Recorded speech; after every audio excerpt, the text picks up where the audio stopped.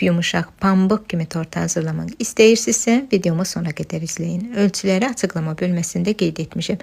İlk öncə xəmiri hazırlayırıq.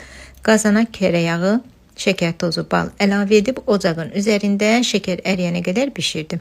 Daha sonra soymasını gözləyirəm. Soyuq halda üzərinə sirkə və soda qarışımı əlavə edirəm. Yumurtaları da əlavə edib qarışdırdıqdan sonra üzərinə un və kakaonu əlavə etdim. Bu xəmir yumuşaq, ələ yapışan xəmir alınır. Üzərini örtüb soyuducuda 2 saat gözlədirəm ki, xəmir tam özünə gəlsin. O zaman xəmir biraz bərkiyir. Dəzgahın üzərinə yarım stəkan un tökürəm və xəmiri orada toparlayıb kündə hazırlayıram. 7 kündə hazırladım və açıb kündələri səliqəli şəkildə kəsirəm. 180 dərəcədə 4-5 dəqiqə bişirirəm. Yağlı xəmir olduğu üçün tez bişir. Tortun yumuşaqlığı əsasən bu kremdən asılıdır. İndi keçək hazırlanma qaydasına. Qeyd etdiyim ərzaqları qazana əlavə edib qarışdıraraq bişirirəm. Qatılaşandan sonra üzərinə şokolad və vanil əlavə etdim. Tam soğuyandan sonra üzərinə krem pendir əlavə edib yaxşıca qarışdırıram.